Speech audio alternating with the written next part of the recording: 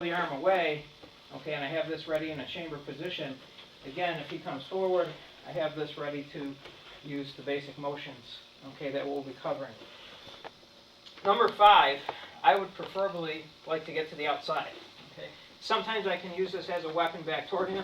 If his knee is exposed, I'm going to throw a kick into the knee, then I can use the disarm, I can come back and hit that knee and that elbow, okay, and then I may be looking to get away, okay? I may be looking to run away.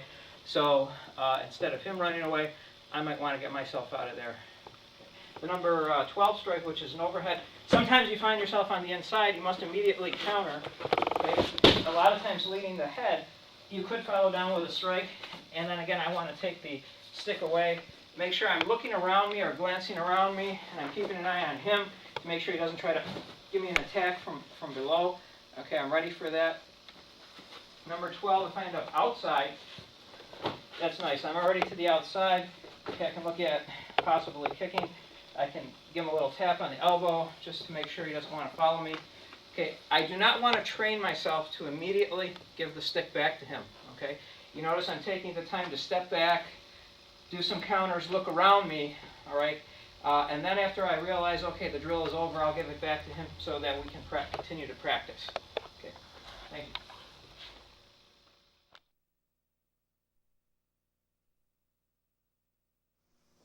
Okay, basically what we're going to start out with is doing the stick disarms, as I promised earlier. There's 2 types required for the orange belt training.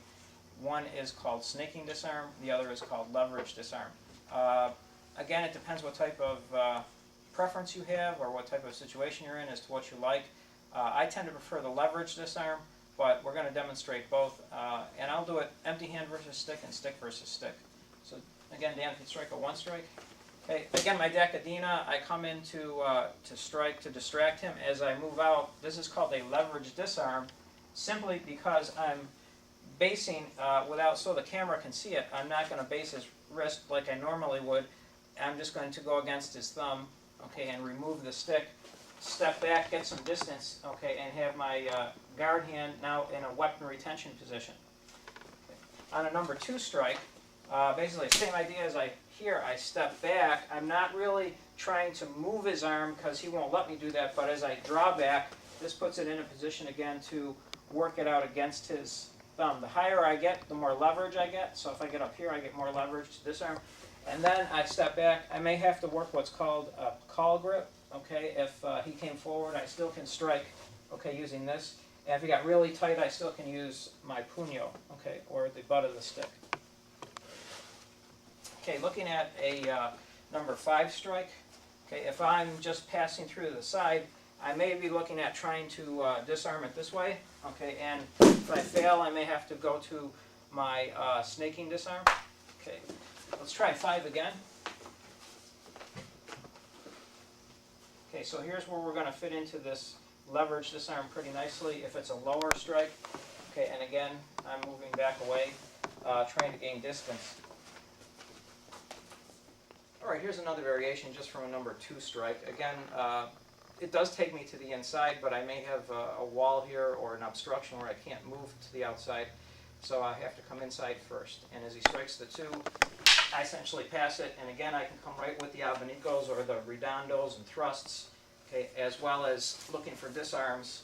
Okay, now I have 2 sticks, which I can basically use either way, or I could flip it and do some of our double stick drills. Okay, if he again decides to persist in the attack.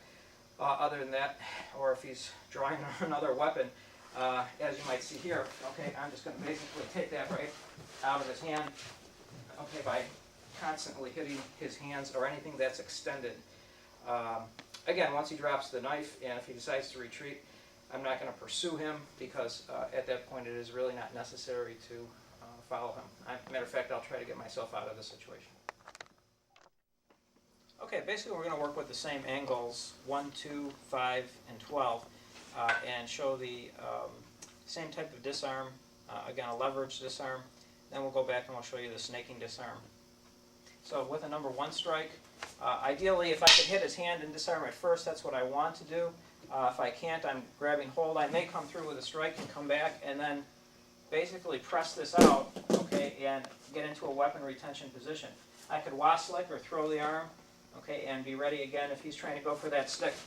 Okay, I don't want him to go for that stick, and I could issue the warning, stay away, get back, okay. Basically, I want to use the verbal commands. Number 2, same idea. If I can hit the hand, great. If I can't, here, I can, again, watch his other hand if it's coming forward, okay, and to do a leverage disarm here, I might use the puño of my stick, okay, to take it out, twist it around, and then essentially maybe get to a 2-stick position where I can practice my redondo, which is one of the techniques we just went over. Okay, number 5. Okay, again, if I can get to the outside, great, and then I'll just try to peel it. Okay, and again, try to keep it away from him while retaining my own stick. And number 5, if I end up inside, sometimes I stick is low, I come through this way. Again, I can do a hit first and use the puño to help me here. I can drive the puño into his back of his hand as using that leverage disarm, and then, okay, start again gating distance and using my redondo motions or figure 8s, okay, whichever are available to me, whichever presents the opportunity. Number 12. Okay, I'm inside. I may take out that hand right away. Again, I may use the same technique here. I might try to jam my puño into his hand, use the leverage disarm. Sometimes I can press his arm away with that stick, okay, and then follow up, okay, with different patterns. On 12, if I end up outside, okay, same thing here. I might come right down to his elbow, okay, to weaken that hand, and then I might look at trying to strip it, okay, by just simply dropping my hand in my puño. Okay, I'll take this hand out of the way. Normally I would keep it here, basing his hand, trying to get the meat of his thumb, and then just simply, okay, taking it out this way against the thumb. By the way, much like in your, if he grabs my wrist, much like in your basic self-defense, the leverage disarm is the wrist escape, okay, if somebody is grabbing your wrist. Okay, and that's what we're doing essentially with the sticks here, okay, for leverage disarms. Okay, now we're going to do the stick-on-stick snaking disarm, basically with the same angles, 1, 2, 5, and 12.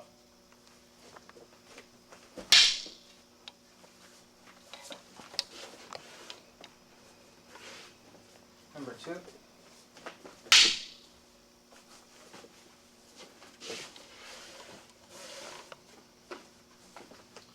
Number 5.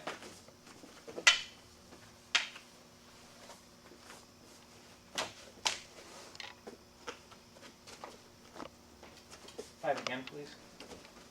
Getting to the outside might be harder to do a snaking disarm. I might have to actually strike in and wrap around and then use the stick to do the disarm. Number 12. I'm inside. Again, I have usually aiming at the hand or the collarbone to try to distract them.